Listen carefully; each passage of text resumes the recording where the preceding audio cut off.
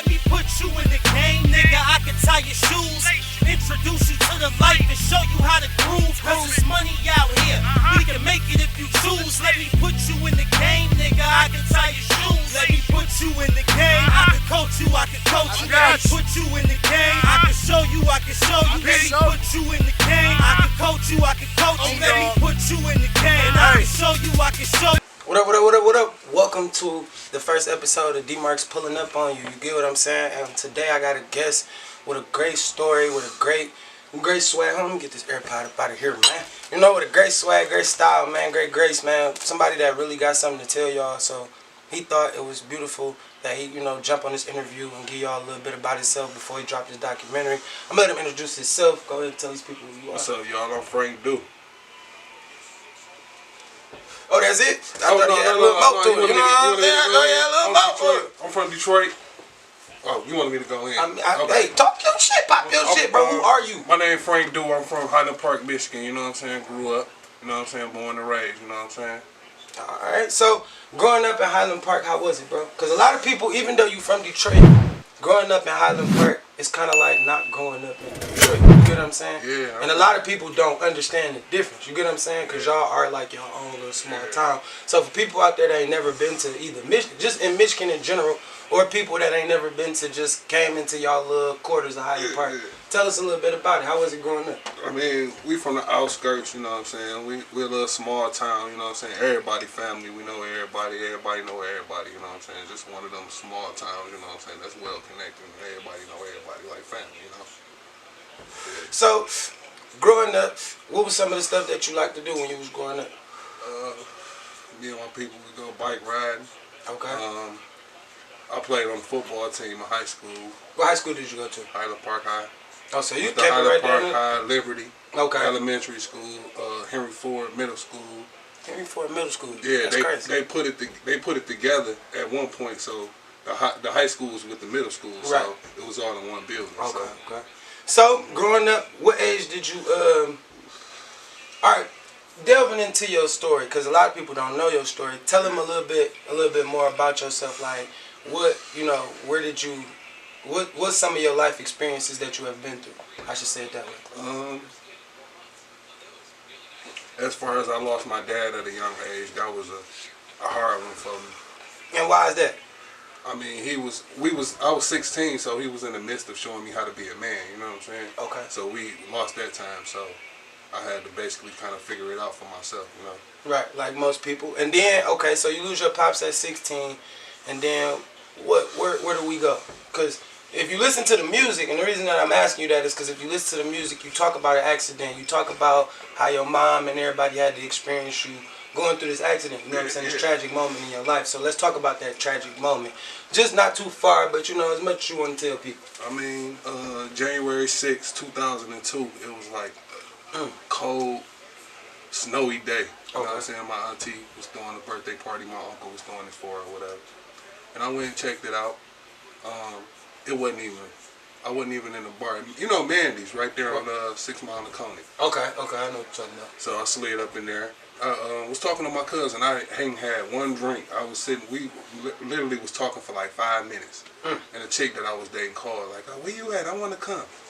So I'm like, all right, I dashed off to get her real quick. Right. 5 minutes, I didn't even step in the street, bro. And the rest was history, bro. So, okay, because, I mean, the rest is history. We all know the situation. But you got to tell us, like, a little bit more. What happened? I was hit by a city worker.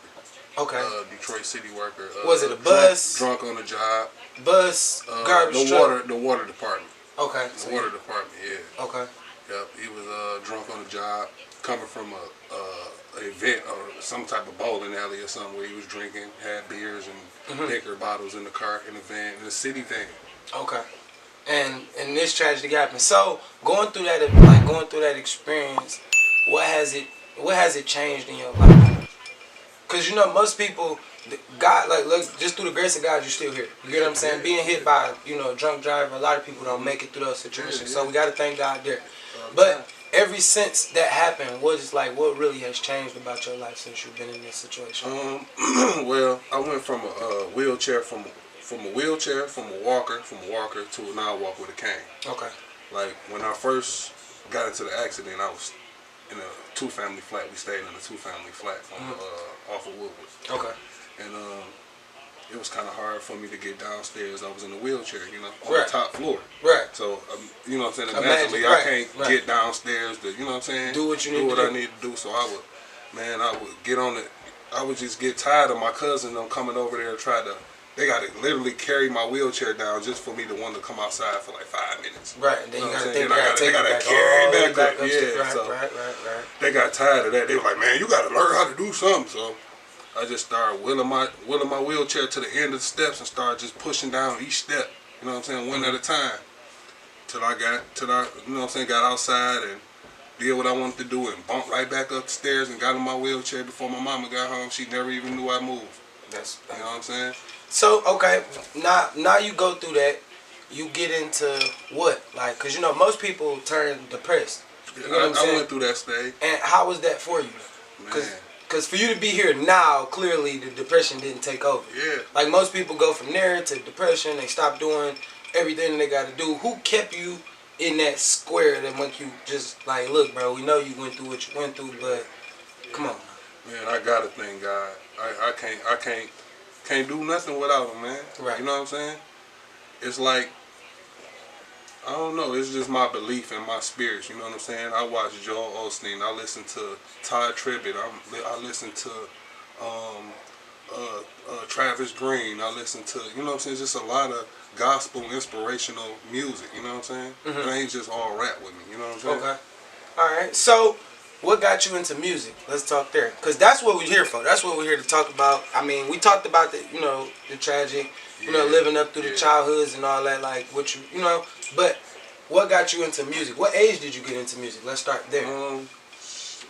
Music was always a part of me. My dad was singing with the Temptations way back in the day, you know what I'm saying? And he started his own group, the Night Gallery, you know what I'm saying? Okay. With a couple friends of his, and he was always into like his own music thing, and he, you know what I'm saying? My cousin Pooh, he, Fresh Boys, they did the Fresh Boy thing in '93, you know what I'm saying? They just took over and they got gold plaques, and you know what I'm saying? That was a motivational moment for me as far as music. I always wanted to do that, you know what I'm saying? Okay. So, what age did you get into it? Like, we know it came from there, but as a young kid, you seeing people do things, you get what I'm saying, musically, but what age did it turn for, I'm going to start doing my own music? You know what? I was listening to something earlier me and my homeboys had did. It had to be high school, probably like 90, 98, 99. The lineup, they had a group. And I featured on one of their songs. I used to call myself G Money. Okay. And I did a little song with them, and I was just like, you know what I'm saying? I can rap though a little bit, you know what I'm saying? Right, I got a little flow, right, and I know how to put it together, you know what I'm saying? Right. But my voice wasn't there. I was just listening to it earlier today. Like my voice wasn't there, but now, you know what I'm saying? It seems like my voice came together and everything is coming together. So. Which makes I feel sense. like, why not? You know what I'm saying? I might not be the dopest, but you know, I'm coming. I feel like I'm coming into my niche. Now, accident happened. We go through that, right? Music, we know that's kind of the belief of where it pushed you to keep going. You get what I'm saying? We got to give thanks to God. But as most of the time, what you're telling me is gospel music is what kept you going. You get what I'm saying? For anybody that didn't catch that, I would take it as gospel music is what kept you going.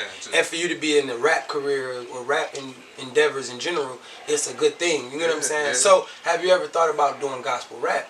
Because it is gospel rappers out here.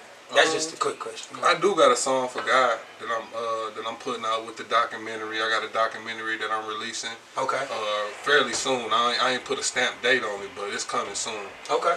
Talking about the accident, and I do got a song for God. It's just thanking God for, you know what I'm saying, and for what I've been through, man, and just telling my story and giving thanks to Him and giving thanks to my mom because she pulled me through. She was a main force in this too. You know what I'm saying? But still is to this day. You know what I'm saying? And that's beautiful. Like that's what you're supposed to do. So coming up musically, what can we look for you besides the documentary? Because we're gonna talk about the documentary in a second. But like, hey, let me put you in the game, nigga. I can tie your shoes.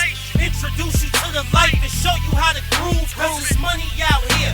We can make it if you choose. Let me put you in the game, nigga. I can tie your shoes. Let me put you in the game. I can coach you, I can coach you. Let me put you in the game. I can show you, I can show you. Let me put you in the game. I can coach you, I can coach you. Let me put you in the game. I can show you, I can show